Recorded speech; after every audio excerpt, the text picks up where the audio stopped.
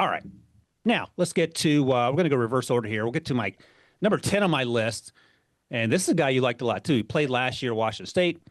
Is transferring to Oklahoma. John Mateer. And some fun things about John Mateer.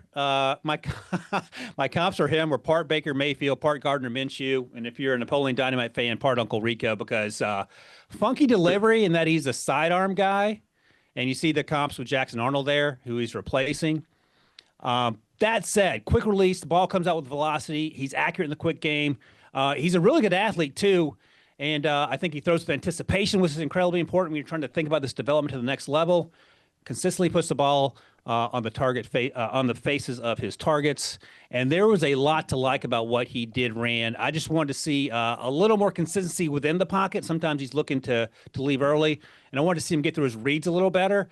But this is going to be fun to watch him at a high-powered program like Oklahoma, where he'll be in 2025. What do you think of John Mateer? I have him 10th, so you can tell me whether you like that ranking too high, too low as well. Well, I had him a little higher for me, and because I had him, I think I had him number 8 on my list, if I'm remembering off the top of my head, with an arrow going up, because I think him going to Oklahoma, I think it gives him a chance to have, better weapons around him and better protection up front. But like you said, my comp for him was he reminded me some of Baker Mayfield. He just has an it and a grit that you feel come off on tape, and he rallies the guys around him, which was what Baker had after he transferred from Texas Tech to Oklahoma. And you've kind of seen this happen within the Oklahoma program here of recent years. They have guys transfer in, and then these guys just take off. And so I'm excited to see him with this offense and to see him, against quote-unquote better competition. But like you talked about, man, he has that grit. He has the ability to run, which I think is underrated in his game. He ran for 800-some yards rushing last year. And he does kind of flee the pocket a little bit early here and there, but I think it's more so about him wanting to make a play. And that he does. He makes a ton of plays and made a ton of plays for Washington State. So I'm excited to see him grow. And I do think that by the end of the process, he's going to be a lot higher than probably your 10 and my 8. I think you're right. He's 6'1", 224. I had him as a late day 2, early day 3 guy just over the summer. And I want to see him make those next steps as well. And when I think about summer scouting in terms of grading for me, it's not the end of the road what's going to be the case once draft night comes on April 24th, 2026. Just a starting point, just to get an idea of where I have him graded so I can sort of stack these guys. When you look at his big-time throws, his tape is as good as anyone in 2024. Great touch on deep balls and intermediate balls. And then we just talked about the recklessness at times and the carelessness with the ball that you want to see cleaned up. Anticipation is a great thing, but how concerned or how easy is it to fix? How quickly can you make that next step when you're trying to get from one read, drop your head and run, to get through more than one read, get to number 2, and even get to number 3? So just circling back a little bit on, you were talking about the summer scouting. I agree with you 100%. The way I do summer scouting is there's no finite grade. I don't even necessarily put a grade on them. I just put them in color buckets.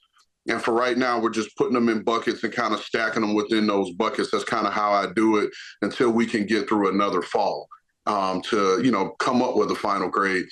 But to me, I think where he's going to grow again at an Oklahoma is that he's going to have better protection, which allows him and gives him more comfort knowing that I can work through my reads and get from 1 to potentially 3, in the progression. But the thing is with some of these guys, and like you were saying, the recklessness of it, at that quarterback position, sometimes you have to be aggressive with the football to score touchdowns and to score points, and you have to take chances. And that's why I felt like he felt like a Baker Mayfield. If you think about Baker Mayfield and the way he played at Oklahoma and through his first couple years in the league, there was some recklessness there, whether he was running the ball and knowing when to take a hit, when to lay out for the ball, for the first down, or versus trying to squeeze the ball into tight spaces. And when you talk about anticipation, if you think about it, most of the quarterbacks who don't have the strongest arm are the guys that are more anticipatory than the guys with the stronger arm, because the stronger arm guy knows I can squeeze it there. I can be a little bit late with my read, but still squeeze it through that tight window. And guys who don't have the arm strength to necessarily drive the ball downfield or make that far hash throw, they have to get it out early and be anticipatory to get it there.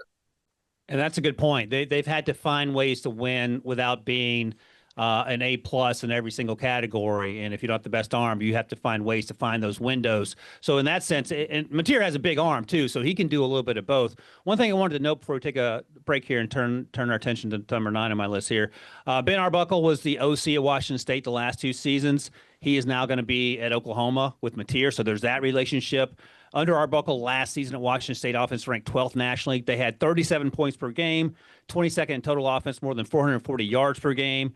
Passing efficiency was high. Passing touchdowns were high, in part because of John Mateer. So they're bringing that with them to Oklahoma. So there's that familiarity, which is also going to help that transition for both the OC and the QB. So that's something else to look out for. All right, John Mateer in the book, number 10 right now.